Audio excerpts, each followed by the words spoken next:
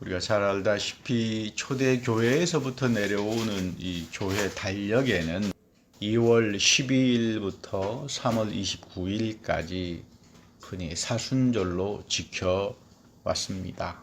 그러니까 이게 무슨 최근에 무슨 만들어진 그런 게 아니고요.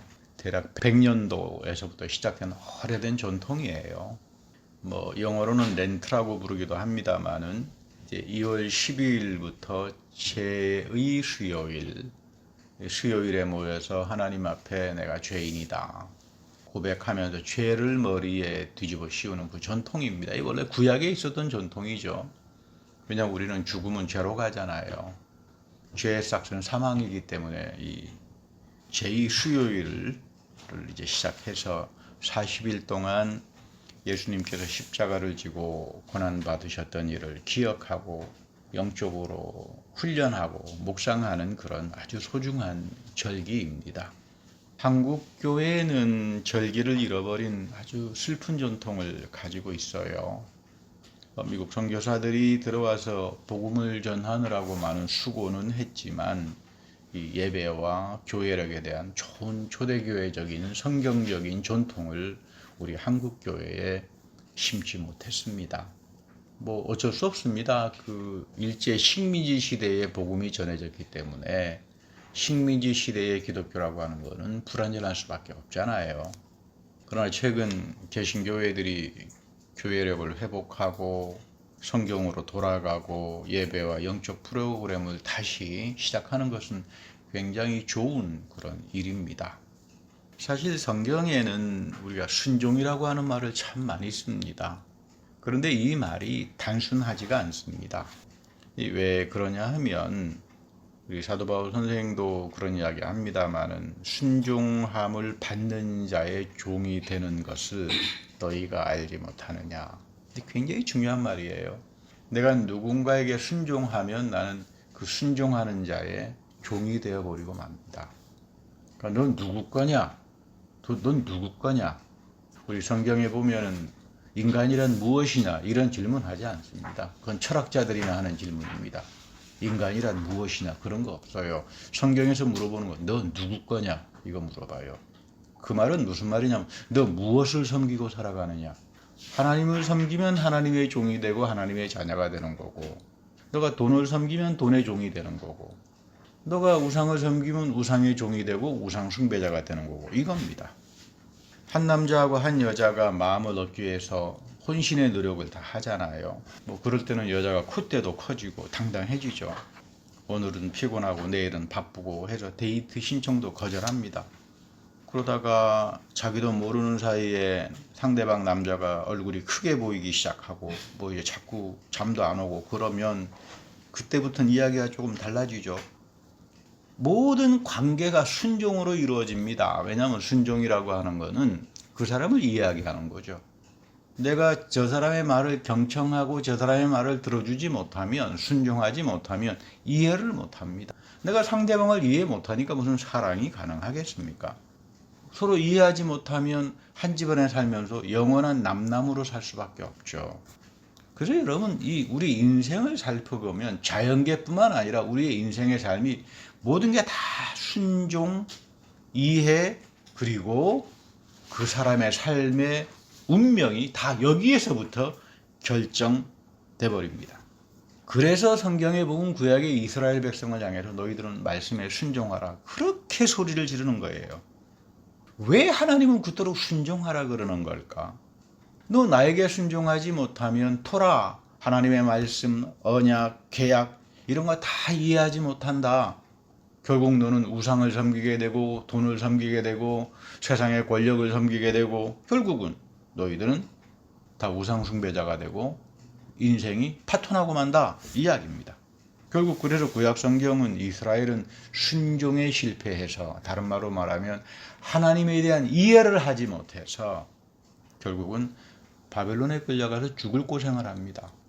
그러면 구약 시대의 사람들은 자기네는 믿음이 없었다 그럴까요? 순종이 없었던 믿음, 하나님을 전혀 이해하지 못했던 믿음, 자기 무대뽀로 자기식으로 믿었던 믿음 다 심판당합니다.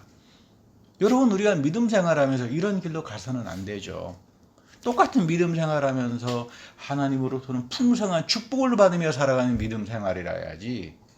그 잘못된 믿음, 미혹된 길로 가서 다 우상숭배자가 돼버리고 바벨론에 끌려가고, 이게 단순한 이스라엘 백성들의 이야기뿐만 아니라 오늘 영적으로도 그대로 우리에게 이어지는 그런 말씀입니다. 그런데 이 순종은 은혜예요. 그래서 내가 갖기 어렵습니다. 그래서 기도해야 됩니다. 우리 버클리 대학의 저명한 사회학자, 제가 가끔 드리는 말씀이기도 하고, 또 제가 저희 선생님이기도 합니다만, 로버트 벨라 사회학자죠. 또 아주 좋은 기독교인이고요. 이 미국 사람들의 문화적인 가치, 개인의 취향을 오랫동안 연구하고 책을 냈는데, 그 책 제목이 재미있어요. 마음의 습관이에요. 마음의 습관. 이분은 단적으로 나의 삶의 미래와 운명을 결정하는 것이 내가 갖는 마음의 습관에 달려있다. 아주 성경적이지 않습니까? 내가 길가와 같은 밭, 돌짝밭, 엉겅퀴와 같은 밭 가지면 내 운명이 엉겅퀴처럼 돼버릴 수밖에 없잖아요. 그러나 내 마음밭이 옥토밭 같으면 내 인생이 저절로 옥토처럼 되지 않겠어요? 좀 그 이야기입니다. 근데 이 선생님의 그 분석에 따르면 자기 멋대로주의가 팽배하대요. 자기 멋대로주의. 이것을 이분은 영어로 표현하기를 미이즘이라 그럽니다. 미이즘. 나주의. 내가 제일 잘났어. 나 중심주의. 이렇게 되면 하나님 말씀이 나의 마음밭에 뿌려져도 길가에 떨어져 버린 것처럼 돼도 새가 다 와서 쪼아 먹어버리죠. 결실을 맺지 못합니다. 여러분 신앙생활하면서 결실을 맺지 못하는 분들을 만날 때가 있거든요. 대부분 미이즘이에요. 자기 생각, 자기 판단, 자기 고집, 자기 경험, 이게 절대적이에요. 그러니까 절대로 결실 맺지 못하죠. 그래놓고 자기는 하나님 참 잘 믿는다 그래요. 참 어이가 없죠. 근데 재미있는 것은 이런 미이즘, 나중심주의, 절대적인 개인주의죠. 이거는 원래 미국적 가치가 아닙니다. 절대적 개인주의. 그건 이거 이상한 그 문화적인 전통인데, 이게 심한 게 이민자들의 삶이라 그래요. 미국 사람은 이런 미이즘이 그렇게 심하진 않은데, 극단적인 미이즘이 넘쳐나는 데가 라티노 계열 또는 한국 쪽에 이 미이즘이 굉장히 팽배하다. 이게 사회학자들이 미국 사회를 분석하는 이야기입니다. 이 대표적으로 미이즘이라고 하는 거 우리가 아담과 하와의 스토리에서 만나죠. 이들은 하나님의 은혜와 사랑하신 분임을 알고 있었습니다. 근데 말씀에 순종하지 않았어요. 그 말은 뭐냐 하면 하나님 말씀 이해하려고 하지 않았어요. 하나님이 무슨 말 했으면 그렇구나. 아버지 하나님이 말씀하셨으니까 그렇구나 하는 게 아니라 이거 순종하지 않습니다. 자기 중심, 자기가 원하는 대로 결국은 죄를 짓고, 죄가 오니까 죄는 귀결을 낳는다 그러죠. 컨세퀀스. 이들에게 나타난 죄의 컨세퀀스가 서로 책임 전가를 하고 불평을 하고 결국은 숨고, 이렇게 해서 비극적인 인생으로 결말이 나버리잖아요. 하나님은 인간을 하나님의 형상 안에서 지으셔서 하나님의 영을 불어넣어 주셨습니다. 여러분이나 나에게 하나님의 영이 내 안에 있죠. 이 하나님의 영이 내 안에 있게 된다고 하는 것은 하나님의 영이 있어야 우리가 하나님을 이해할 수 있어요. 근데 인간적인 잘못된 욕심 가지고는 백날 가봐야 하나님 이해할 수 없죠. 하나님의 영이 내 안에 있어야 하나님 말씀을 읽더라도 깨달음도 오는 거고, 하나님을 이해하게도 되는 거고, 하나님께 순종하고 싶어하는 마음도 생기는 거예요. 그래서 여러분 가장 중요한 것은 자녀들에게 돈을 물려주거나 무슨 이런 게 아닙니다. 권력을 물려주는 것이 아니라 하나님 마음으로 합한 사람으로 살아가는 영적 유산을 물려주는 게 가장 중요한 거예요. 너희들은 하나님의 영이 함께하는 자들이다. 하나님 말씀 이해하고 하나님 말씀 깨닫고 또 그 말씀대로 순종하면서 살아가라. 이것이 너를 가장 아름다운 축복으로 인도할 거다. 너의 생명을 지켜줄 것이고 너의 모든 자녀들을 지켜줄 것이고, 여러분 이것이 여러분들의 가정에 가훈이 돼야 돼요. 구원받았다라고 하는 것은 하나님의 영에 이끌려 살아가는 걸 말합니다. 내가 하나님의 영에 이끌려 살아갈 때 설령 죄를 짓더라도 회개도 하게 되고 하나님 앞에 돌아와서 순종도 하게 되는 거지. 이 하나님의 영이 나를 떠나버리면 나는 죽은 사람이 돼요. 구원이라고 하는 건 뭘까요? 하나님의 영이 내 안에 살아있다. 여러분 이것이 구원입니다. 여러분 굉장히 중요한 이야기입니다. 우리가 이런 하나님의 영이 나에게 오셔서 구원의 은혜를 주기 시작하면 하나님의 마음씨를 가지게 되고요. 하나님의 생각을 품게 되고요.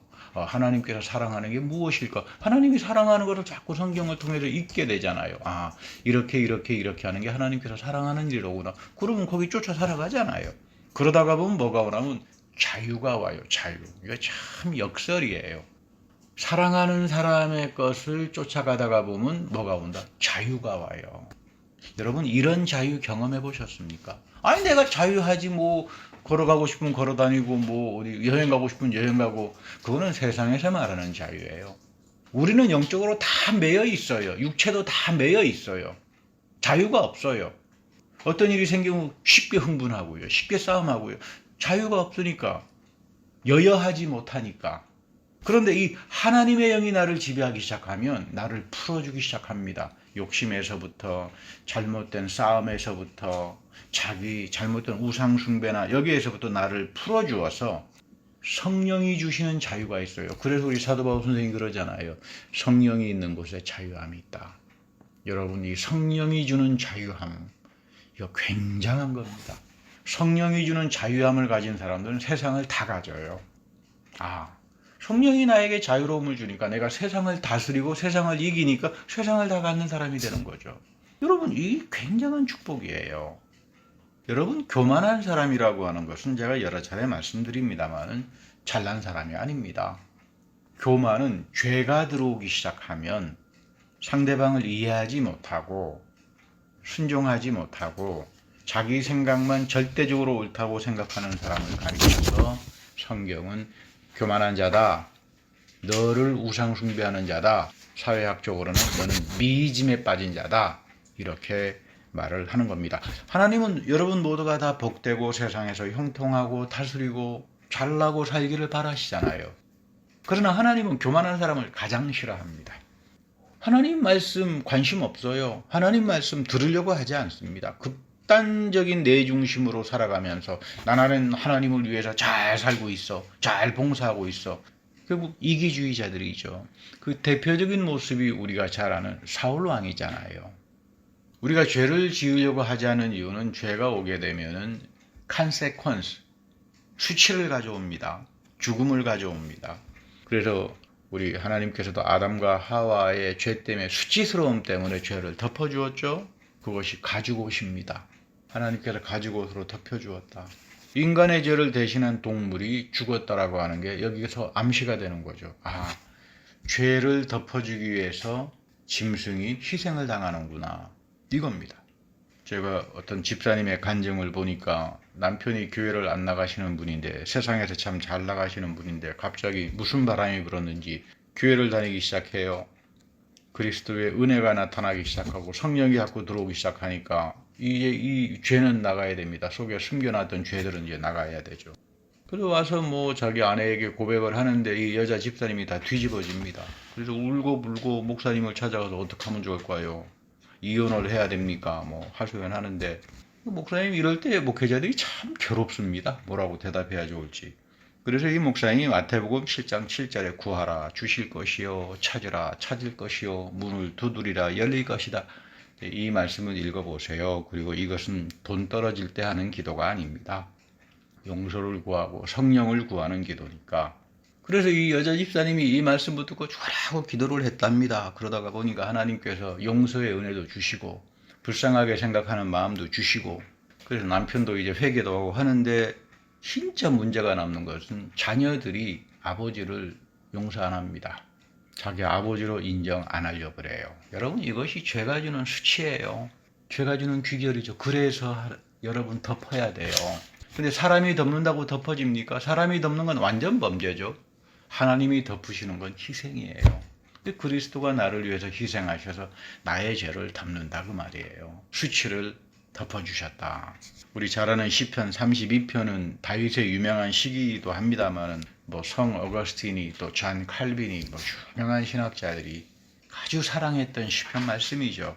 죽을 때까지 이 말씀을 읽으면서 회개도 하고 주님이 나를 덮어주시는 그 은혜를 경험하기도 하고 그랬던 아주 아름다운 시입니다.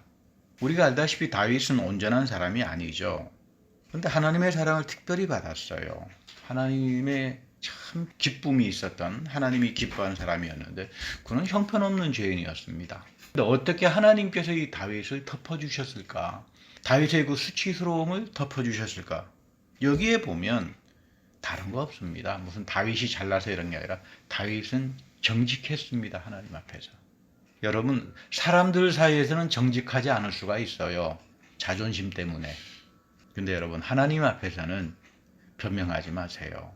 정직한 게 가장 큰 축복입니다. 하나님이 가장 사랑합니다.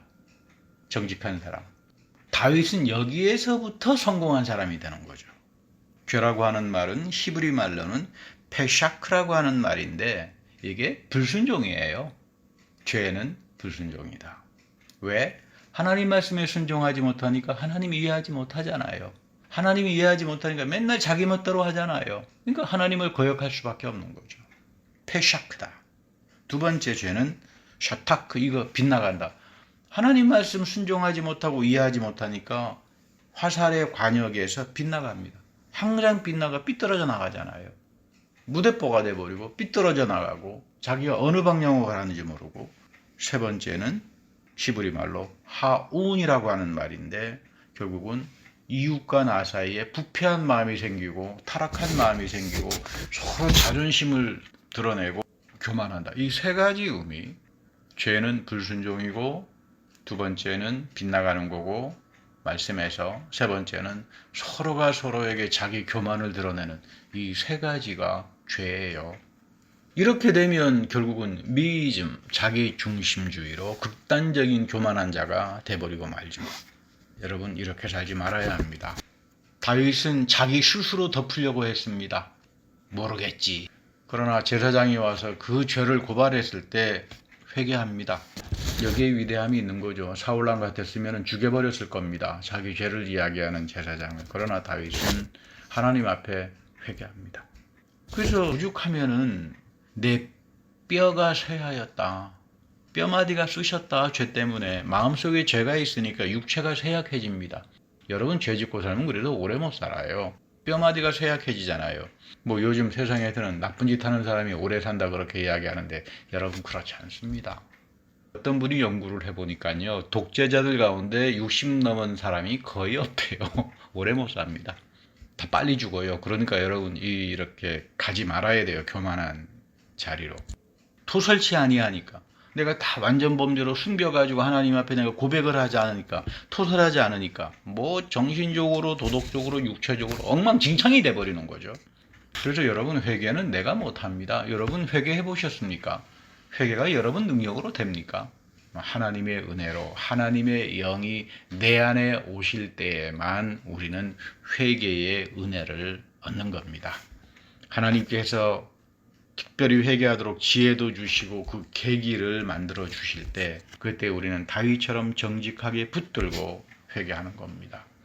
믿는 사람들은 사업에 실패하면 회개합니다. 하나님의 영이 역사하니까 그렇죠. 믿지 않는 사람들은 사업에 실패하면 불평하고 저주합니다. 여러분, 이것이 믿음을 가진 사람하고 믿음을 갖지 않은 사람하고의 큰 차이가 납니다.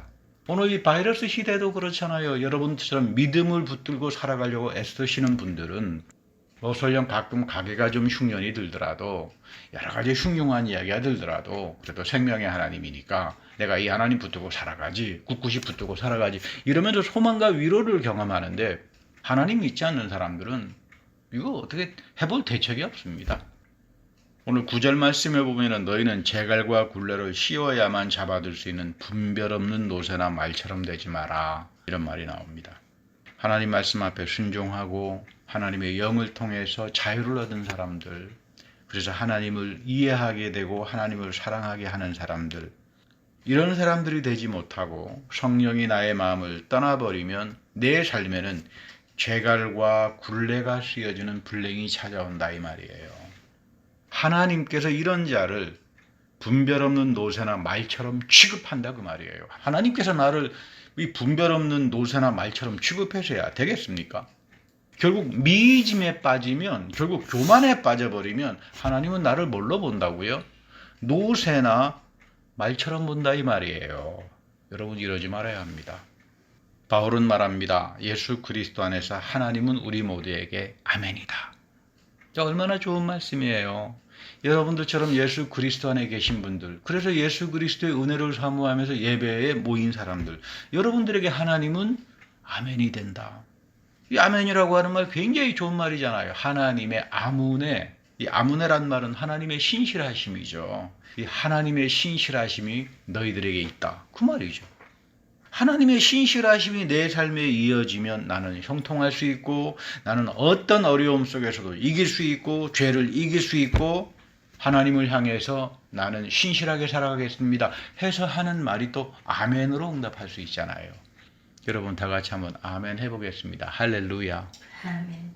하나님과 나는 신실함의 관계를 가지고 살아가는, 나는 순종의 사람이요, 하나님의 영의 사람이요, 하나님을 이해하는 사람이요, 하나님의 말씀에 순종해서 내 삶으로 하나님의 신실하심을 이어가는 사람입니다.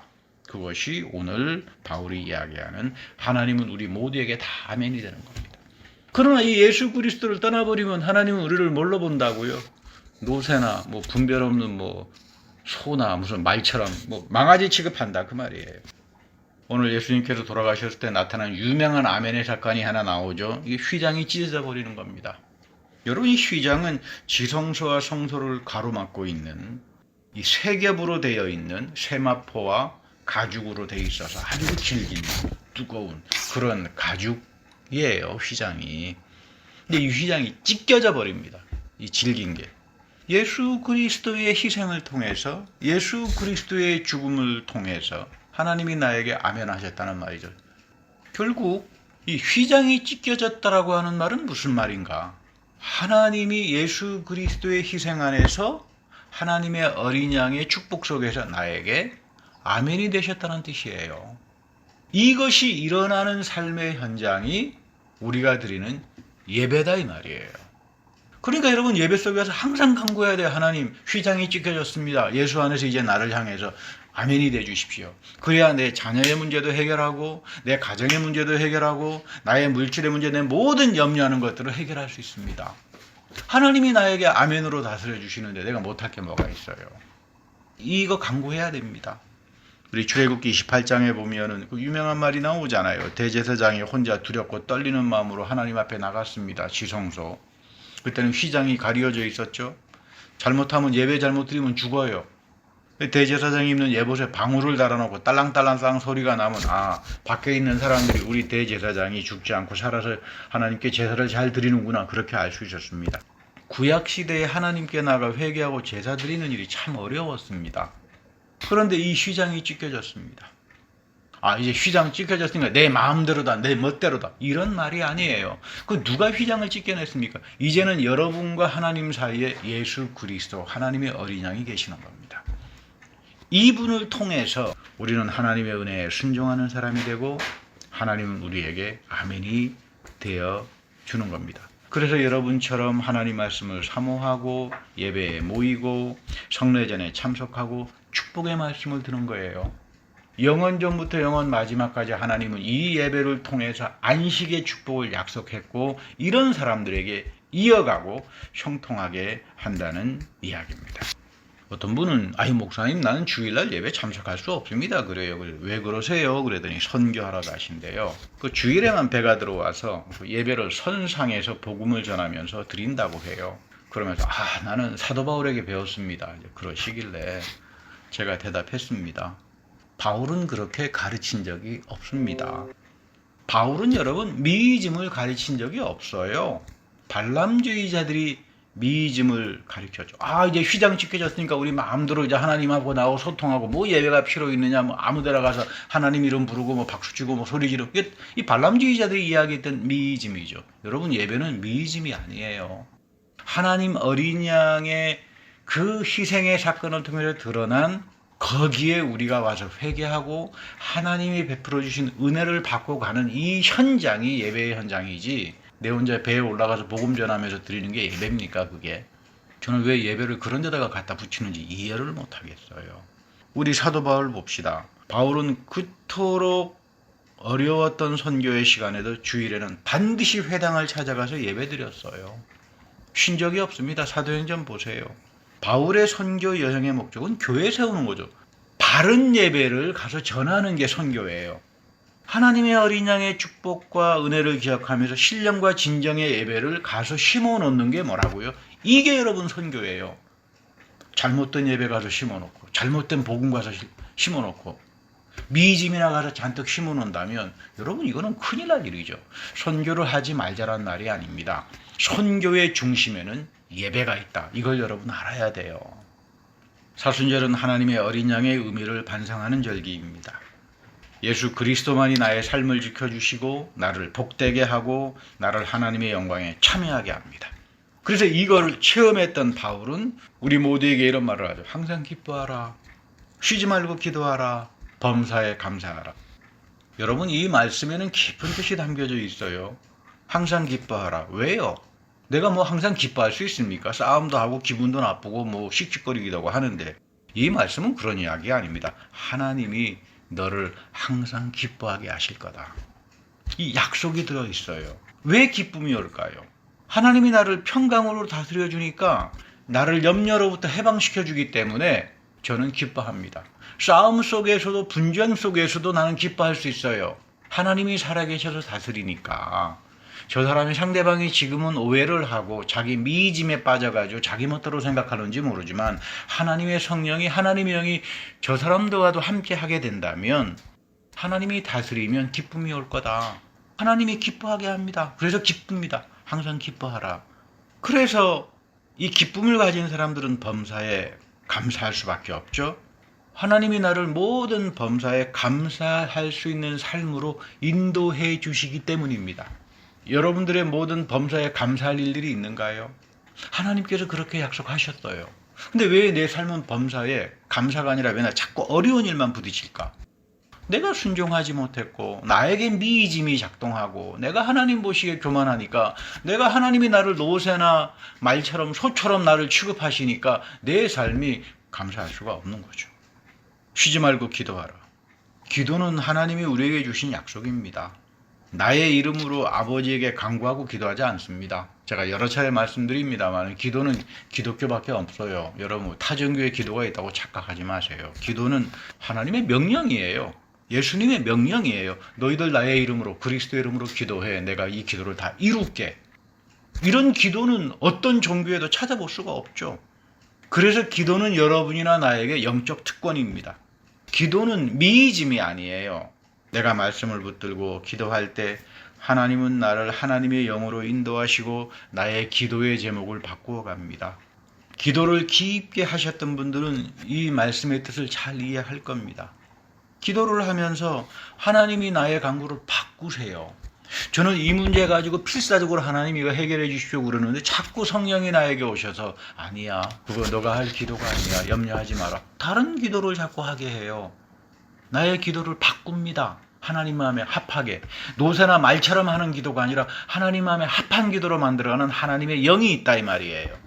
그래서 내 안에 계신 성령이 나 대신 간구하게 합니다. 아이고 하나님 나 더 이상 못하겠습니다. 내가 뭘 간구하고 살아야 됩니까? 내가 너무 좌절스럽습니다. 그때 나의 간구가 아니라 하나님의 영이 내 안에서 간구합니다. 그 간구가 100% 이루어진다 이 말이에요. 여러분 이건 믿으시기 바랍니다. 저는 이 체험을 가지고 사는 사람이에요. 그래서 목회자가 되었고 그래서 여기서 여러분들하고 목회를 하면서 미친 사람처럼 기쁨을 가지고 있고 범사에 감사를 가지고 살아가는 겁니다. 여러분들에게도 이런 귀한 축복이 같이 하기를 축복합니다. 그래서 여러분 신앙생활을 하면요 명철해져요. 지혜스러워져요. 쉽게 말하면 똑똑해진다 이 말이에요. 전 여러분들이 다 똑똑해져가지고 세상의 학박사들이 감당하지 못하는 그런 분들이 됐으면 좋겠습니다. 그리고 여러분들은 범사에 하나님의 형통하신 은혜를 체험합니다. 왜? 여러분들의 기도를 통해서 성령이 간구하게 하고 여러분들의 간구를 하나님께서 바꾸어 가시면서 그리스도가 여러분들의 기도를 다 이루어 가시기 때문에 그래서 여러분들은 미짐에서 돌아서는 거고 그것이 바로 순종을 향해서 배우는 건데 이것이 사순절에 우리가 소중하게 여겨야 되는 내용입니다. 바로 이럴 때 하나님과 나 그리고 여러분들 사이에 가려졌던 휘장이 찢겨져 나가고 범사에 하나님의 설하심과 축복이 여러분들의 인생에 같이 할 겁니다. 이런 축복이 여러분들과 함께 하기를 기원합니다. 기도하겠습니다. 하나님, 우리가 그동안 절대적인 이기주의와 자기 생각으로 마치 우리는 하나님 앞에서 내가 노새와 말과 소처럼 취급받는 줄도 모르고 살아왔던 시간들을 용서하여 주십시오. 이 사순의 절기에 하나님 말씀을 이해하고 총명해져서 나의 모든 기도와 간구가 하나님의 영 안에서 이루어지며 넘치는 하나님의 폭포수와 같은 축복과 은혜가 우리 생명말씀 성도님들에게 그리고 가정들에게 또 육신적으로 세상적인 염려와 아픔을 가지고 있는 모든 분들에게 주의 넘치는 충만함과 다스림이 있게 하여 주옵소서. 우리 구주 예수 그리스도의 이름으로 감사하며 기도드립니다. 아멘.